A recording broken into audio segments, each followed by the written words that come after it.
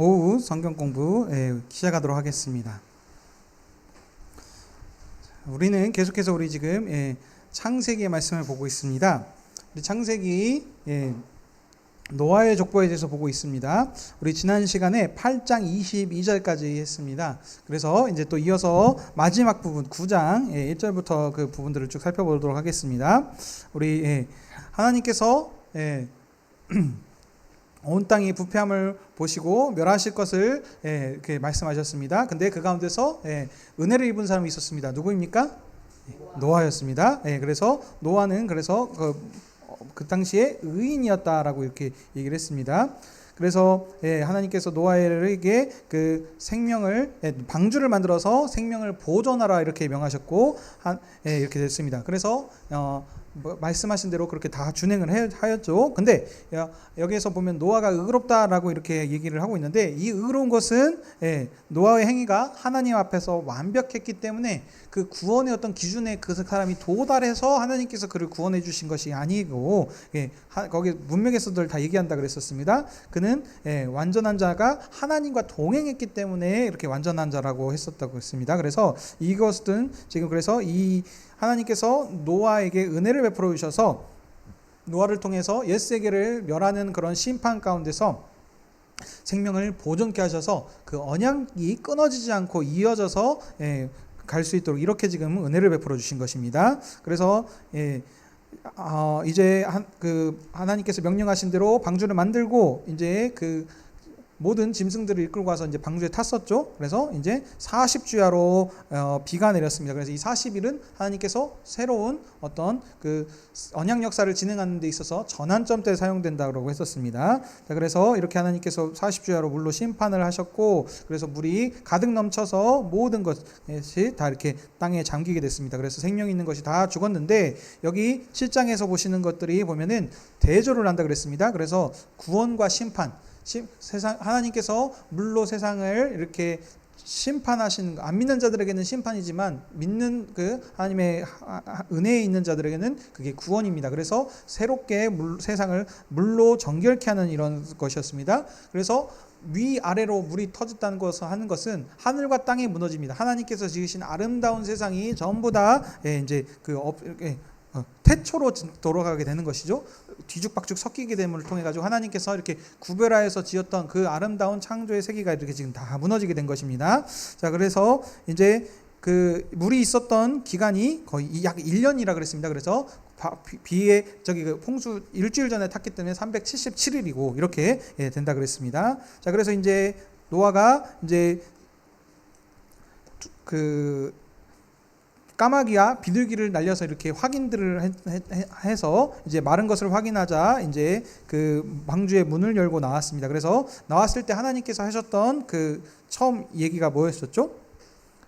그거 하기 전에 먼저 해야겠네요. 나왔을 때 그 노아가 했던 일이 있습니다. 무엇입니까? 제단을 쌓고 하나님께 제사를 드린 겁니다. 그래서 정결한 짐승 중에서, 그래서 하나님께서 그 노아가 드린 번제를 흠양하여 주셨죠. 자, 그리고 하나님께서 마지막 그 얘기를 하시는 이 21절, 22절, 8장 21절, 22절이 중요하다 그랬습니다. 이게 여기는 내가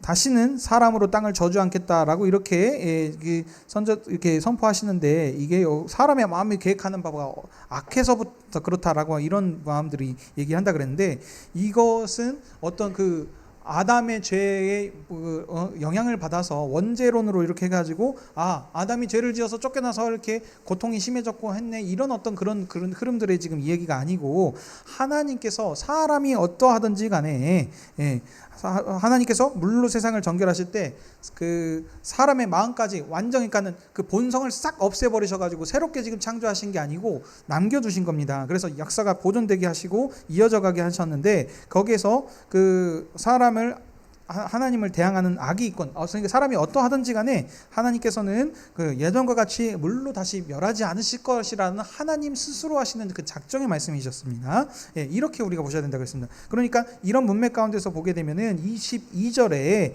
지금 얘기하는 이 땅에 있는 동안 심음과 거둠과 추위가 뭐 이런 것들이 지금 멈추지 않을 것이다 라고 얘기하는 것이, 아담이 죄를 짓고 쫓겨나가지고 예전에는 그냥 공짜로 그냥 거저 이렇게 얻었던 것을 이제 힘들게 농사를 지어야지 그 땅이 이제 소산을 낼 것이다라고 했는 것이 이게 이제 좀 더 이렇게 진행돼 가지고 더 강화돼 가지고 이제 더 훨씬 이제는 그냥 적당히 그게 땀을 흘리는 게 아니고 심음과 거둠이 추위와 더위 혹독한 한마디로 지금 이상 기후와 같은 일들이 일어나 가지고 더 고통스러워지겠구나 더 힘들어지겠구나라는 이야기가 아니라는 겁니다. 그래서 이게 아니고 하나님께서는 지금 노아에 드린 제사를 흠양하여 주신 상황입니다. 받아주셨다는 거죠. 받은 그 가운데 하나님께서 땅을 저주하는 그런 지금 얘기가 아니시고 뭡니까? 그걸 흡족히 받으셔서 이제 사람이 어떠하든지 간에 내가 노아 너로 인해 이 세상을 내가 다시 복주시겠다. 그래서 사람이 어떠하든지 간에 이 하나님께서 그 세상을 경영하시는 이 역사가 멈추지 않고 계속될 수 있도록 하나님께서 심음과 거둠이 계속될 수 있도록 계절과 날을 붙드시고 지키시겠다라는 하나님의 그런 은혜의 그런 역사의 말씀이다라고 이렇게 보셔야 된다라고 저희가 배웠습니다. 자, 여기까지 한 뒤에 이제 9장으로 다시 이제 연결돼서 또 함께 살펴보도록 하겠습니다. 자, 여기까지는 다들 괜찮으셨죠? 자, 그래서 이제 9장 1절 보시게 되면 하나님께서 그 이제 노아만 아닙니다. 노아와 함께 했던 자들이 있습니다. 그래서 그 아담의 족보 마지막에도 10대 손 노아 때 한 명의 상속자가 아니고 세 명의 상속자가 있었다 그랬죠. 그래서 이 그 세 명의 상속자 셈, 함, 야벳이 이렇게 같이 그 방주에 탔었습니다. 그래서 그 아들들에게 복을 주셨습니다. 그래서 하나님께서 주신 복이 무엇입니까? 1절에 생육하고 번성하여 땅에 충만하라. 땅의 모든 짐승과 공중의 모든 새와 그런 것들을 두려워하느니 2절을 보시고 먼저 1절은 아무튼 그 처음에 하나님께서 세상을 창조하시고 아담에게 하신 말씀과 지금 동일한 지금 복을 주시죠. 왜냐하면 이제 옛 세계는 없어지고 이제 노아를 통해서 이제 새로운 세계가 지금 지어진 겁니다. 그러니까 그렇기 때문에 이 지금 여기에게 이제 다시 번성하여서 이 땅에 충만하라라고 이렇게 복을 주셨습니다. 자, 근데 여기서 보니까는 보면 조금 좀 차이점이 있는 게 모든 것들이 너희를 두려워할 것이다, 무서워할 것이다, 너희 손에 붙였다라고 합니다. 근데 그때는 이런 얘기를 안 하셨죠. 아담한테는 그것을 복을 주시면서 생육하여 다스리고 온 땅을 다스리라라고 이렇게 하고 차지하고 다스리라라고 하셨지, 그것들로 너희를 두려워하겠다라고 하는 얘기들은 좀 없었습니다. 그러니까 이것은 뭐냐면 두려워하리라 무서워할 것이다 한 것은 하나님께서 홍수 이후에 사람의 통치권과 권위를 더욱 강조시킨 부분으로 보셔야 됩니다. 이게 이제 뒤에 부분과 제가 더 이어서 설명하도록 하겠습니다. 자, 3절에 보시게 되면 자, 노아에게 모든 산 동물은 너희에게 먹을 것이 될 것이다. 이런 얘기들이 나오고 있습니다. 자, 이 부분들 이건 어떻게 보십니까? 모든 산 동물들입니다. 그러니까 무슨 얘기냐면 예전에는 그 동물들까지 먹으라는 얘기는 안 하셨습니다. 아담한테는 그 각종 나는 실과 이런 것들을 먹으라 그러셨는데 여기 보게 되면 이제 산 동물들까지도 주시는 부분들이 있습니다. 자, 이 살아있는 동물에 대한 이 부분들에 대한 해석들 어떻게 해야 될까요, 여러분? 보시면 무슨 생각하십니까? 예전에는 채식주의자였는데 이제 육식주의자가 됐네. 뭐 이런 생각이 드실 수도 있으시겠고요. 그렇죠? 그러니까 편하게들 여러 가지 생각들을 경우의 수를 생각해 보셔야 됩니다. 그러니까 여러분들이 그냥 성경을 읽으실 때 그냥 그랬구나 그냥 하나님 말씀이니까 당연히 그랬겠지라는 것으로 보시지 마시고 어떤 의미가 있을지 한번 생각을 해보셔야 된다는 겁니다. 그래서 그러면 제가 이제 설명들을 해드리겠습니다. 이 하나님께서 사람에게 모든 동물을 먹을 거로 주신 것은 한 이유들에 대해서 몇 가지 있습니다. 그걸 소개해드리겠습니다. 첫 번째는 여러분 홍수로 지금 온 세상이 어떻게 됐습니까? 물로 다 잠겼죠. 그러면은 이 세상이 지금 다 망가진 겁니다. 그러면은 나무도 물에 잠겼을 거고 배추고 무고 뭐 이런 것들 전부 다 물에 다 잠겼겠죠. 그러면 지금 먹을 것이 있을까요, 없을까요? 없겠죠. 그러니까는 식물들이 자라지 않아서 먹을 것이 부족하니까 이제 동물이라도 먹어야 되겠다라고 해가지고 먹을 것을 주셨다라는 해석입니다. 그럴듯하죠? 예, 이게 첫 번째 해석이 있고요. 두 번째도 첫 번째과 좀 비슷한데 약간만 다릅니다. 이건 뭐냐면 이제 그 창조과학의 그 해석이 좀 들어간 부분들이 있습니다. 자, 홍수로 깊은 샘들에 터지고 하늘에 창문이 열려가지고 이렇게 막 물들이 쏟아졌다고 했습니다. 그러니까 그것을 어떠합니까? 그 전에는 지금이 우리가 보고 있는 하늘과 좀 다를 것이다. 그 전에는 지금 뭐 우리 보면은 뭐 대기권이 있고 성층권이 있고 무슨 권이 있고 해가지고 위에 그 하늘에도 그 다양한 층들이 있지 않습니까? 근데 그때 노아의 홍수 전에는 지금 상황에 있는 하늘과 좀 달랐을 것이다. 그래서 그 중에는 뭐 오존층을 좀 이렇게 보호해주는 더 어떤 그 두꺼운 물층이 있지 않았을까. 근데 어떻게 됐어요? 그 물층이 다 쏟아져 버린 거죠. 그러면은 이제 그걸 쏟아진 걸 통해서 이제는 약간 이게 온실과 같이 지구를 이렇게 보호해주고 있었던 그것이 없어져 버리니까 이제 한마디로 말하면 생태계의 변화가 일어난 거예요. 그러니까 기후와 토양과 이런 것들의 지금 변화로 인해서 이제 지금 그 새로운 세계에 적응해야 되니까 당연히 먹을 것이 있겠습니까? 없겠습니까? 예, 부족할 것이다. 그래서 하나님께서 이걸 먹으라고 주시지 않았을까라는 것이 인 겁니다. 그러니까 이유만 다른 거지 결국에는 그 뭡니까? 부족하니까 먹을 걸 더 주셨다라는 겁니다. 자, 세 번째는 또 무엇입니까? 세 번째 해석도 있습니다. 8장 21절을 아까 제가 설명했었던 그 부분을 이제 해석을 어떻게 하냐에 따라서 여기도 이제 영향이 되는 겁니다. 본래 사람의 마음이 계획하는 바가 악하기 때문에 얘네들 악하네. 그러니까 이제 그전에는 900살까지 넘게 오래오래 살았는데 이렇게 오래 살면서 못된 짓거리 더 많이 할 것이 아니냐. 그러니까는 몸에 안 좋은 거 줘가지고 빨리 먹고 빨리 죽게 만들어내겠다. 그래가지고 몸에 안 좋은 육식을 하게 하셔가지고 수명을 단축하기 위해서 주신 것이다라는 해석입니다. 어떻습니까? 이것도 좀 그럴듯한가요?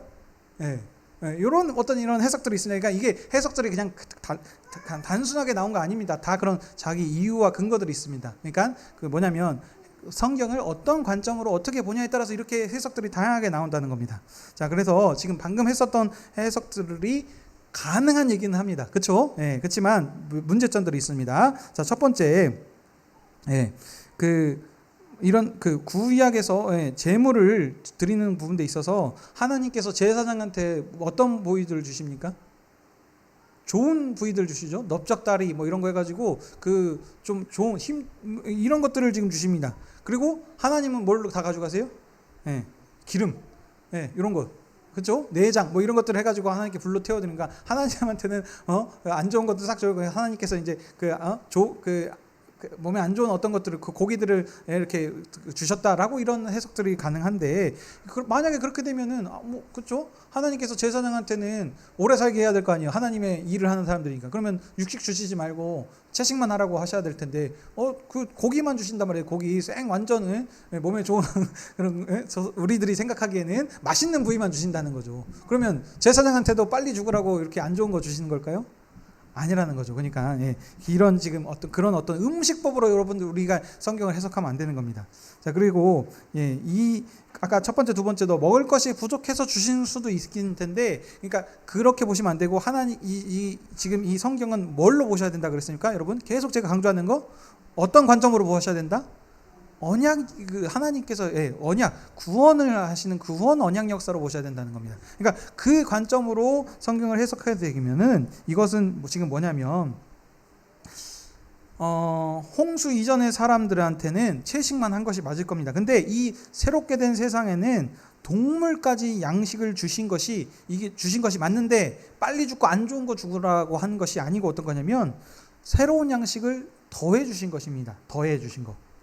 무슨 얘기냐면 이런 겁니다. 여러분들 자녀들이 있습니다. 자녀들이 하면은 부모님 말씀대로 잘 살면 참 좋겠는데 이게 뜻대로 잘 안 되죠. 그렇죠? 그래서 문제들도 많이 일으킵니다. 그렇죠?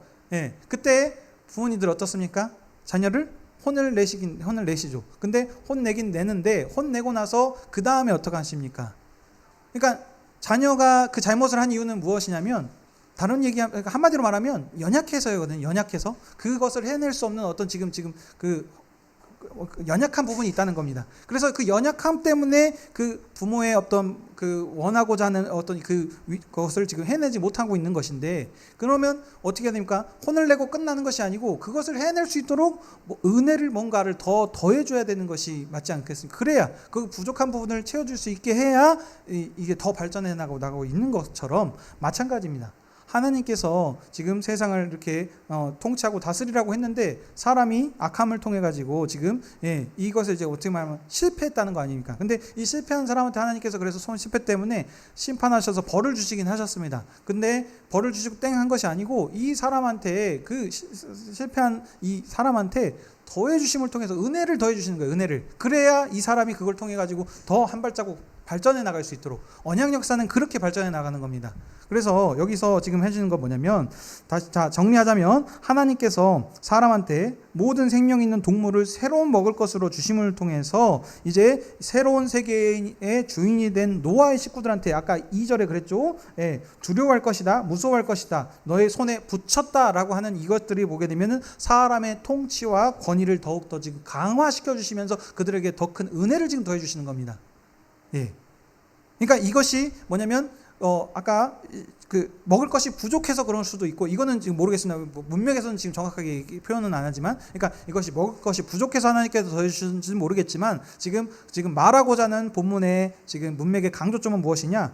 사람한테 은혜를 더해주셔서 통치권을 강화시켜 주셔서 더 풍성한 먹거리를 주신 거라고 이렇게 보셔야 된다는 겁니다. 이것을 빨리 먹고 죽으라라고 하는 독약을 주신 것처럼 이렇게 보시면 안 된다는 얘기입니다. 여기까지 괜찮으시죠? 그래서 풍성한 은혜를 주신 겁니다. 그런데 조건이 있습니다. 어떤 조건이요?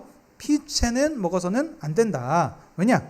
피는 생명이 되는 생명을 속하는 겁니다. 그래서 이 피는, 생명은 누구에게 있습니까? 하나님께로만 있기 때문입니다. 그래서 모든 것을 먹을 수 있는 권세를 더해 주셨지만 생명은 하나님께 있기 때문에, 그래서 피는 먹지 말아라 라고 이렇게 하나님께서 말씀하시는 겁니다. 그래서 피를 찾는 것은 그것을 다 하나님께서 그 생명을 찾으리라 이렇게 지금 얘기하셨습니다. 그래서 피를 흘리지 말아라 라고, 그러니까 힘의 세계에서 하나님께서 권세를 더해 주신 건 맞지만 그 모든 생명의 권세자는 주인은 누구이시다? 하나님이시다. 그래서 그것을 이제 분명히 하시면서 그 은혜를 지금 더해 주셨는 겁니다. 그래서 홍수로 지어진 세계의 주인인 노아에게 더 그 권세를 강조시켜 주는 그런 문맥이 되겠습니다. 자, 그리고 이제 8절 보시게 되면, 그래서 7절에 보시면, 그래서 이걸 더해 주심을 통해서 생육하고 번성하여 땅에 가득하여라, 번성하라, 이렇게 지금 얘기하신 것입니다. 자, 8절 이제 보시게 되면 이제 하나님께서 노아와 그의 함께한 아들들에게, 지금 계속해서 노아만 얘기하는 것이 아닙니다. 노아가 옛 세계를 대표하는 자로서 그걸 받긴 했지만 노아만 받은 것이 아니고 그 새로운 세계를 상속받은 자는 노아와 그의 아들들과 함께 지금 받은 것입니다. 그래서 지금 하나님께서 노아에게만 말씀하신 것이 아니고 노아와 그와 함께한 아들들에게 말씀하여 이르시되 하면서 계속 그 사람들을 강조하고 있는 겁니다. 하나님, 그래서 언약을 하십니다. 어떤 언약입니까? 근데 여기 이 언약이라고 하는 것은 특징이 뭐냐면 상호간에 하는 것이 맞죠? 그렇죠? 언약은 일방적으로 하시는 경우들도 있긴 있겠지만 잘 없고 지금 상호간에 하는 건데, 여기 지금 그 언약은 하나님께서 홀로 하시는 것이 특징입니다. 홀로. 이런 비슷한 부분이 아브라함에서도 나왔죠. 하나님께서 쪼갠 고개 사이로 홀로 지나가심을 통해서 먼저 이렇게 보여주시는 이와 같은 이런 부분입니다. 자, 그래서 언약을 세우시는데, 언약을 세우시는 대상은 누구입니까? 9절 10절을 보시면 압니다. 언약을 세운 대상은 누구입니까? 노아와 후손들, 그리고 함께한 모든 생물들. 그러니까 다시 얘기하면은 홍수로부터 구원받은 모든 그 생명체들입니다. 자들이라고도 할 수 있겠고요. 그래서 그들과 함께 언약을 세우셨습니다. 어떤 언약입니까? 11절, 다시는 모든 생물을 홍수로 멸하지 않으시겠다. 그것들을 지금 2번 반복하고 계시죠. 그래서 2번 반복하심을 통해서 거듭 강조 약속하신 것입니다. 자, 그래서 그냥 약속만 하고 땡 하신 것이 아니죠. 그 다음에 그래서 이 약속을 하시면서 12절에 보시면 그 언약의 증거를 주십니다. 무엇입니까? 무지개입니다. 무지개. 자, 그래서 무지개를 구름 속에 두었다라고 했습니다. 그래서 구름으로 땅을 덮을 때 무지개가 구름 속에 나타나면 사람들이 이것을 기억할 것이다. 그래서 홍수가 되지 않으리라라고 하는 겁니다. 근데 여러분, 이 무지개라고 하는 것이 어떻게 생겼습니까? 이렇게 동그랗게 이렇게 반원으로 이렇게 생겼죠. 이게 지금 무엇이냐면 지금 여러분 그 활 아시죠? 활이 이렇게 활을 저기 하늘에다가 이렇게 걸어 놓는 듯한 지금 모습이 무지개입니다. 예. 그러니까 활을 그 벽에다가 이렇게 걸어 놓죠. 언제 걸어 놓습니까?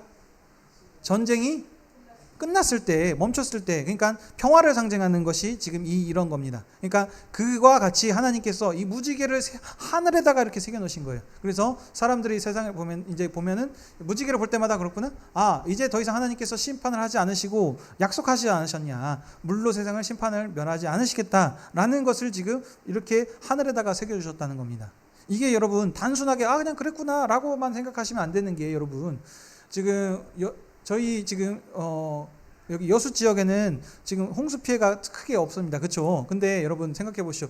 지금 이번에 그 개미인가? 태풍? 맞죠? 예. 그게 지금 필리핀을 거쳤다가 지금 저기 대만으로 갔다 그러는데 지금 이게 어마어마하게 셌나 봅니다. 그래서 필리핀에도 피해들이 있는데 이걸 보면서 비가 엄청나게 내리니까는 이걸 보면서 이걸 보면서 노아의 홍수 때가 더 심각했겠구나라는 생각이 들 정도로 이렇게 비가 어마어마하게 왔다라고 하더라고요. 근데 지금 태풍도 그런데 이 노아의 홍수를 봤던 사람들의 생각들은 어떻겠습니까?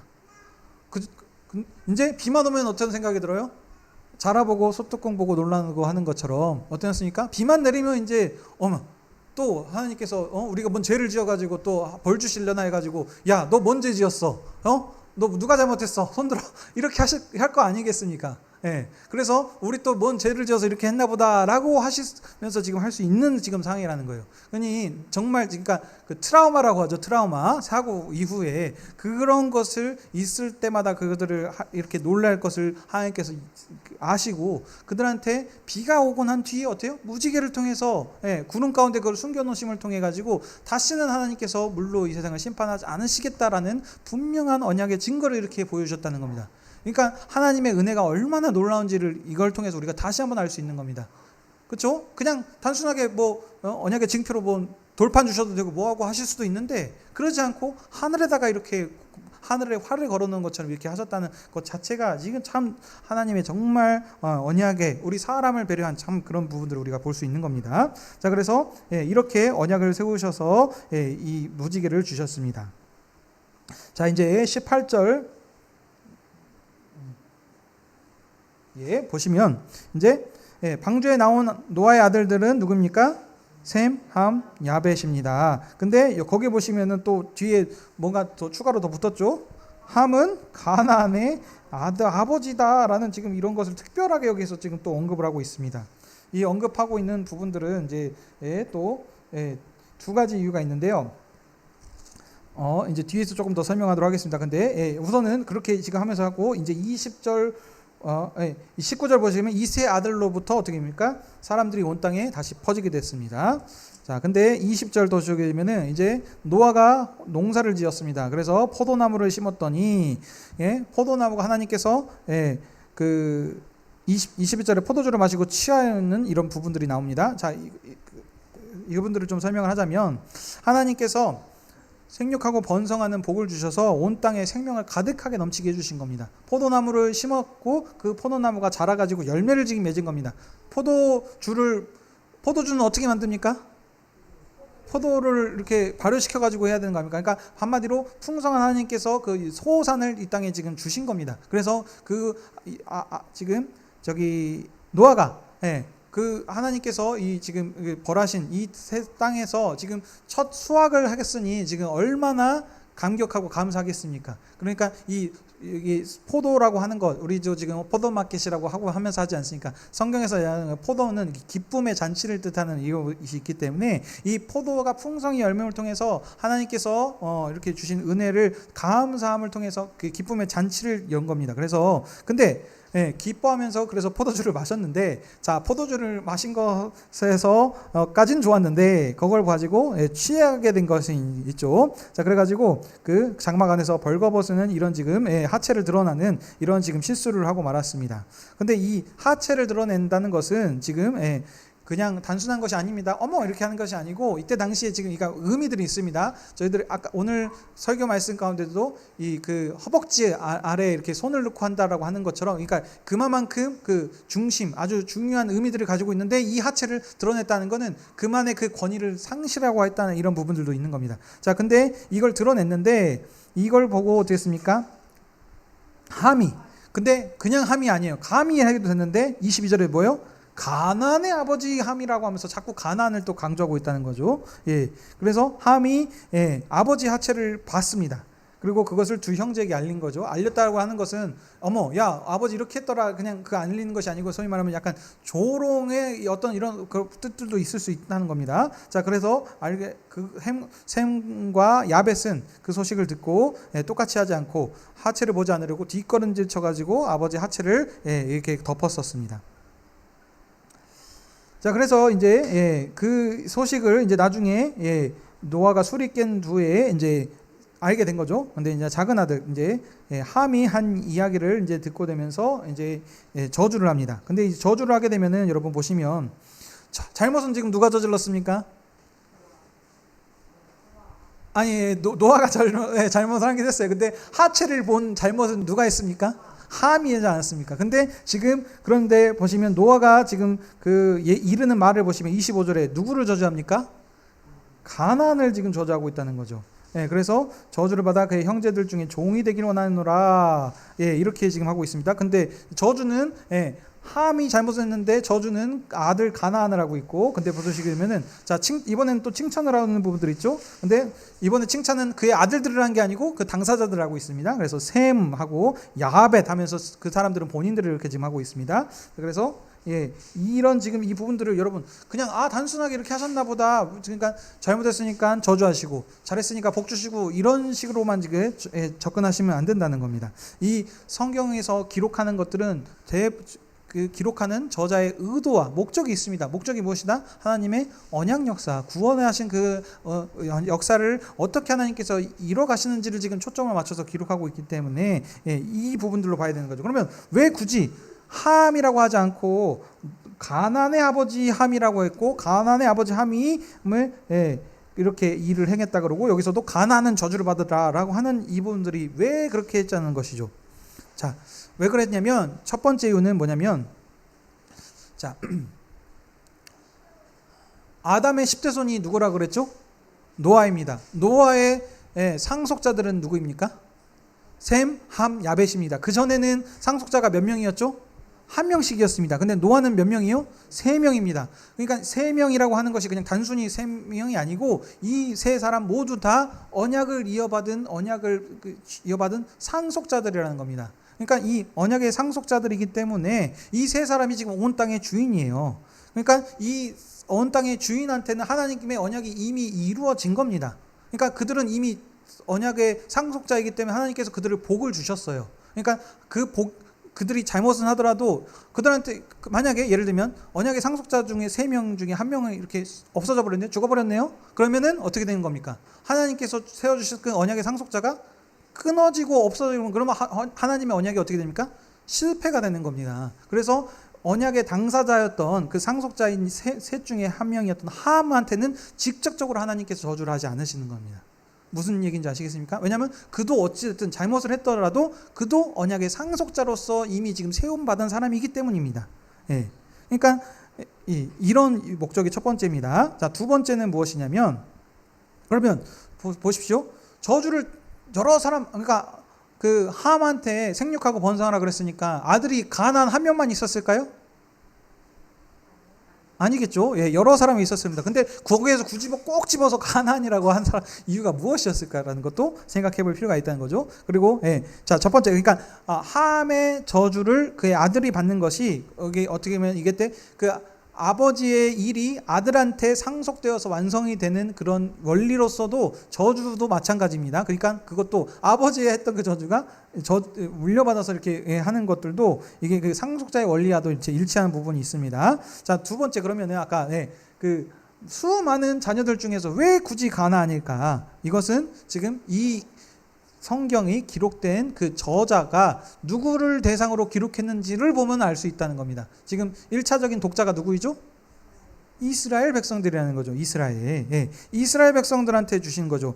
이 함한테는 총 4명의 아들이 있었습니다. 근데 함의 저주를 4명의 아들들이 모두 받은 것이 아니고 4아들 중에 막내인 가나안한테 하신 이유는 가나안 땅이 지금 이스라엘 백성들이 정복해야 될 그 지금 땅이 지금 그거기 때문입니다. 그러니까 이 성경이 단순하게 그냥 기록된 것이 아니라는 거죠. 하나님께서 어떻게 구원 역사를 이루어 가시는지 좀 초점 맞춰서, 어떻게 보면은 이미 하나님께서 예정하셨다라고 볼 수 있는 거죠. 그러니까 이게 운명에 정해졌다라고는 운명론으로 보시면 안 됩니다, 여러분. 그래서 이미 될 놈은 될 것이고 안 된 놈은 안 된다, 뭐 이런 어떤 그런 쪽으로 자꾸 보시면 안 되고, 하나님께서 그만큼 얼마나 세밀하게 그 하셨던 언약을 지키시기 위해서 이렇게 예비하시고 그 언약 역사를 그 주권적으로 어떤 그 권세가 방해하지 못하도록 하나님께서 그 주권적으로 그 역사를 진행해 가시는가, 이것을 지금 강조하고자 하는 것임을 우리 볼 수 있습니다. 그래서 그렇기 때문에 하나님께서 이렇게 그 노아가 지금 저주를 한 겁니다. 자, 그래서 저주하는데 가나안을 저주를 했고, 그 다음에 이제 셈의 하나님을 찬송하라 하면서 셈을 찬양하고, 또 그 다음에 그 동생 야베스한테도 이렇게 장막에 거하면서 같이 그 복을 상속받게 해달라, 이렇게 지금 했습니다. 자, 그리고 이제 홍수 후에 노아가 몇 년을 더 살았습니까? 350년을 더 살았고 그 나이 950세가 되어서 죽었더라 라고 하면서 이제 노아의 방주 이야기가 끝이 납니다. 자, 그래서 이제 10장 1절에 보게 되면은 이제 끝난 것을 우리가 알 수 있는 것이, 여기 뭐라고 시작되죠? 노아의 아들 셈과 함과 야벳의 족보는 이러하니라 라고 하면서 지금 족보의 주인이 바뀌었구나라는 것을 여기서 언급하고 있기 때문에 여기 9장 마지막까지가 노아의 족보라라는 것을 우리가 알 수 있습니다. 자, 말씀을 정리하겠습니다. 자, 우리 노아의 족보를 함께 살폈습니다. 자, 노아의 방주, 이 지금 족보를 통해서 하나님께서 말씀하고자 하는 건 무엇입니까? 하나님께서 하나님을 그 경외해야 될 지금 하나님의 아들들이 타락했을 때, 그러니까 이 세상이 그 유지돼야 될 이유들이 없어져 버린 겁니다. 그래서 하나님께서 이 세상을 멸하시는데, 물로 싹 깨끗이 모든 것을 싹 쓸어버리시고 다시 새롭게 하실 수 있는데 그렇게 하지 않으셨습니다. 노아를 남겨주셔서, 왜요?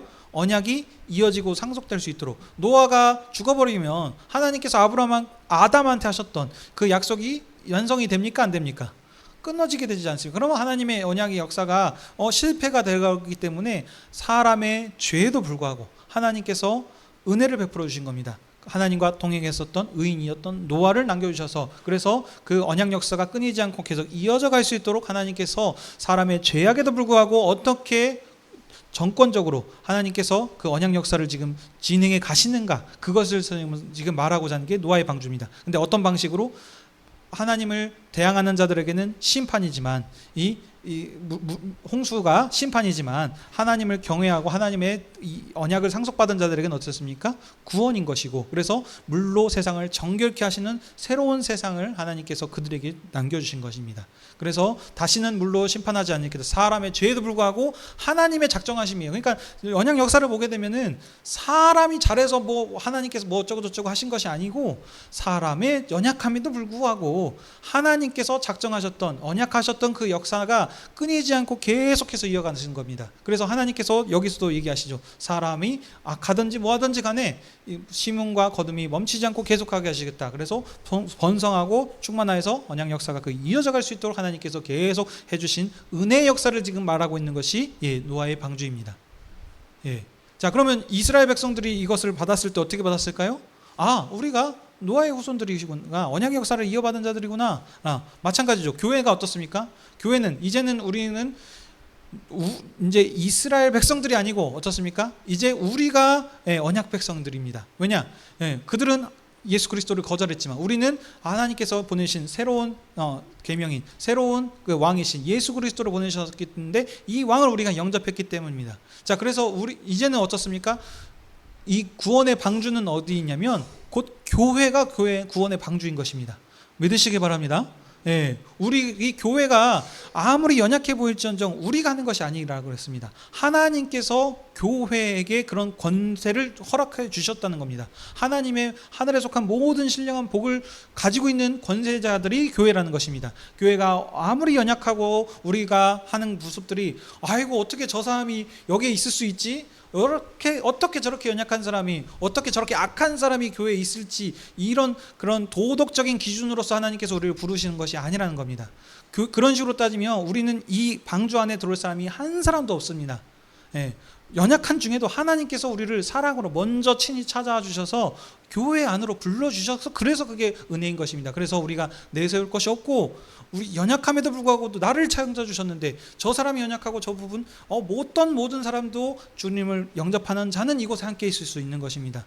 여기는 어떤 엘리트 집단들 아주 거룩한 자들만 모여져 있는 단체가 아니라는 사실입니다. 예, 그래서 우리가 그런 사실들을 알았을 때 형제의 연약한 하나님께서 그를 용서하셔서 아들로 삼아주셨다는데 내가 무슨 권리가 있다고 그 형제 자매를 비난하고 뭐하고 할 수 있겠습니까? 아닙니다. 우리는 지금 그리스도 안에 있는 이 한 그 교회라고 하는 방주에 탄 구원받은 백성들이라는 사실을 기억하셔서 다른 세상 사람들은 다 하나님을 떠나서 자신의 왕으로서 섬길지라도 우리는 요 하나님이 오직 주 예수 그리스도의 이름만 증거하면서 부르며 사시는 저와 여러분이 되시길 주님 이름으로 축복합니다.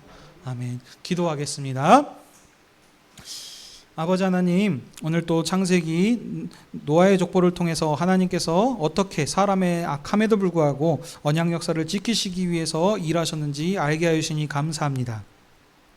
노아가 정말 도덕적으로 어떤 흠이 없어서가 아니라 하나님과 동행이기 때문에 그를 하나님께서 선택하여 주셔서 그를 부르시고 생명을 보존케 하심을 통해서 하나님의 언약 역사가 끊이지 않고 계속 이어갈 수 있도록 은혜를 베풀어 주셨습니다. 이제 이 약속을 이어받은 자들이 바로 교회인 사실을 기억하게 하여 주시옵소서.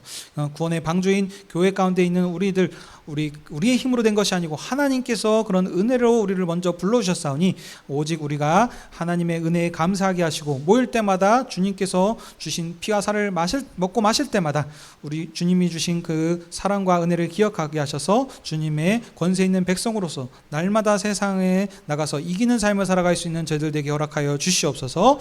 감사드리며 이 모든 말씀 예수님의 이름으로 기도드립니다. 아멘.